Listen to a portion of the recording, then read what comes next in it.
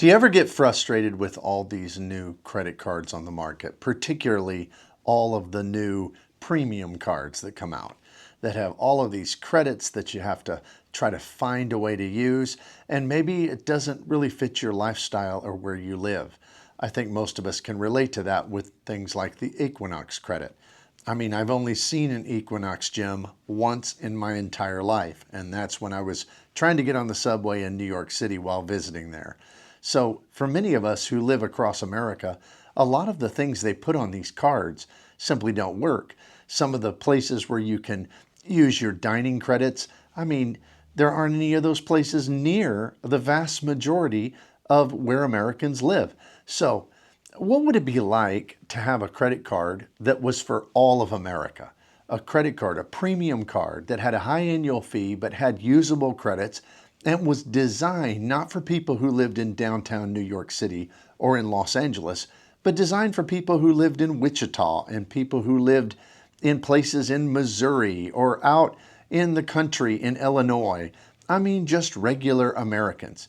So what I thought would be a fun exercise is I went through and I designed what I call the All-American card, the Rewards Master All-American Premium Credit Card. And this is fictional, of course. This card's not coming. I don't own a bank, so I'm not going to be able to put it out. But this is what my All-American card would look like if I could create a card for one of these banks for the average American. So if you would, please hit the like and subscribe button, and let me tell you what I'm thinking.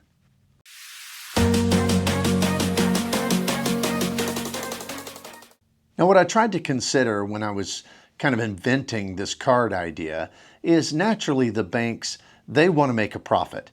They have to have a card that's got a high enough fee that, they can be able to get some return on that investment, and it has to have some breakage built into it. There's a fine balance between a card that has usable credits, that if people work at it, they can get those credits and get the return on their investment from their annual fee, but also where sometimes people won't use the credits and where maybe there'll be some breakage because people simply forget to use them or whatever, so that the bank can have some potential for profit. And so I'm trying to balance that out here for the average person who lives just in an average place across the United States.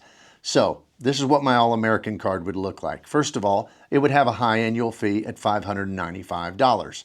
Now, we could all want to invent a card that has no annual fee and gives 5x on everything, but that's just not realistic whatsoever.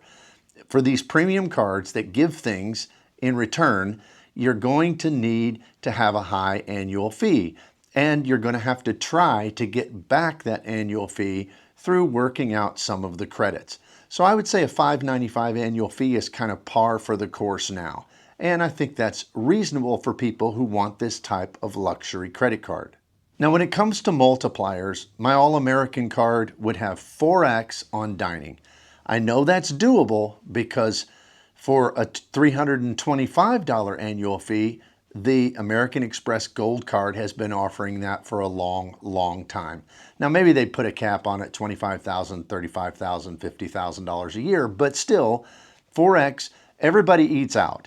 Whether you live in the middle of nowhere or you live in a big city, people go to restaurants. So I think that would be a good hook. It'd be something to draw people in to have a 4x dining card. Then I would think a great thing they could add would be 2x up to a limit, maybe $25,000 a year or $50,000 a year, 2x in a category of your choice between 3 different options. The first would be 2x at Walmart, 2x at Target, or 2x at wholesale clubs. And I've said those 3 options because Walmarts are everywhere, Targets are in a lot of places, and wholesale clubs, they're just, whether it's a Costco or a BJ's or a Sam's Club, many people have access to those things. So this would make people across America feel like that's something I can use. That's a usable multiplier. So people would go into the app and they choose Walmart, or they choose Target, or perhaps they choose a wholesale club. And if there's a cap on it, that's fine. But those are multipliers people could actually use who live all across this country.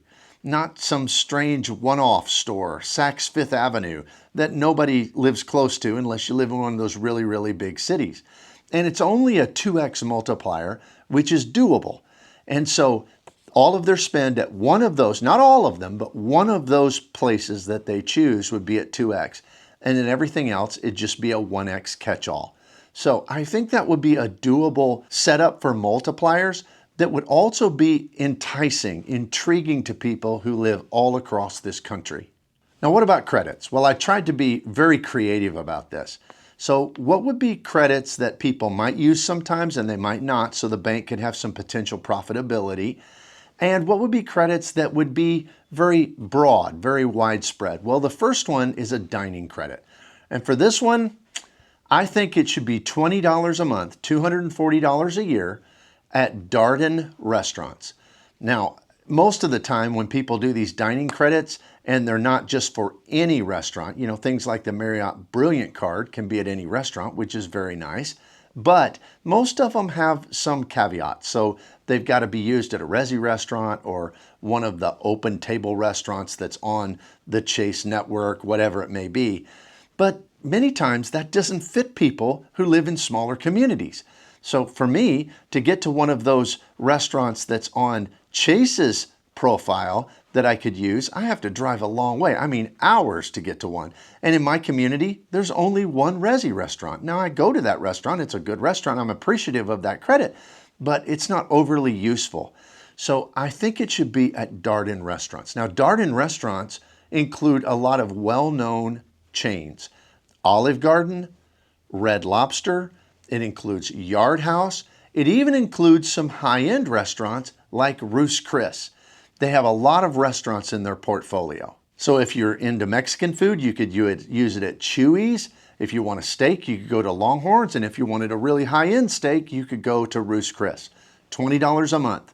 To me, that would be a good option because Darden, because of its many, many brands, it would be available to many people. I mean, you might not live in a place with a Ruth's Chris, but you probably do live fairly close to an Olive Garden or a Longhorns. So not everybody would use it every month. There'd be some breakage, but it would be possible to use it for somebody who's looking at this card and saying, would this be good for me? And then I think they should give a $400 hotel credit broken up into $200 the first half of the year, $200 the second half of the year. And I think it'd even be fine if they required a 2-night minimum. But it wouldn't be through FHR or Edit or one of those. It'd be more like the one that's found on the City Strata Elite card, where you do have a 2-night minimum, but you could use it at any hotel through their portal. So that means if you wanted to stay at a high-end hotel and pay the difference, you could and just get your $200 credited back. Or if you wanted to stay 2 nights at a $100 hotel, a Fairfield Inn on the side of the road, you could do that as well. I think that's a fair credit. There's some breakage broke in. Not everybody will use it every time. Some people will pay much more to stay in better places, but it'd be usable across the United States. And I think that would really be the goal of this all-American card. And then I'd throw in a $100 airline incidental credit. So this wouldn't be for airfare, and it does frustrate me when they're not that way. I mean, these incidental credits can be frustrating, but it'd just be $100, $25 a quarter. So you would get one checked bag with that, or if you wanted to order food on the plane, or if you wanted to buy one lounge visit, then that would be all right as well. And so I think that would be usable. It wouldn't be so frustrating if you didn't use it. There'd be a lot of breakage on this, but it's just $100, and it would still offer some goodwill to the bank's customers. And then this is where I'm getting really creative. Everybody seems to be into the fitness stuff. You either get an Equinox membership, or Built is really big into these fitness places that you can use their Built Cash for. But many of those places are not located across the center of the United States. This is what I think would be neat. If they offered a $5 a month, so $60 a year, fitness club credit to Planet Fitness. Now, you may not go to Planet Fitness. I don't go to Planet Fitness. So there's going to be a lot of breakage. A lot of people won't use it.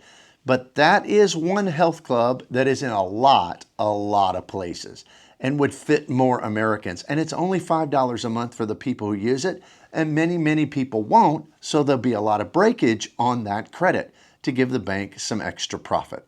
So I think that would be kind of a neat addition to the card. And then finally, a Priority Pass Select membership with either one or two guests, depending on how they run their profitability models. And I think that would be kind of a necessary, essential addition to any kind of premium card. Well, that's my Rewards Master All-American credit card, the premium card for the rest of us, for people who live around this United States and who don't have access to these big cities and those things that they often just throw on there, knowing most of us won't use. But still built into the card is some potential breakage, so the bank could justify because they know they could have some profitability. Let me know what you think in the comments below. Let me tell you about my channel memberships first. At $2.99 a month, you can be an RM Insider. I do special videos just for my members every week. I also early release most of my videos so they get to see them first. And we have a Discord channel. But then I have the $19.99 a month Spreadsheet Warriors. And with that, you get everything from RM Insiders. And also you get access to a once a month Zoom session with me where we can talk face to face, ask questions, strategize, talk about everything points and miles. So if you would, please look at those memberships. You can hit the join button or you can look down in the description below and there's a link there. Thank you for being here today. Please hit the like and subscribe button and I will see you here next time.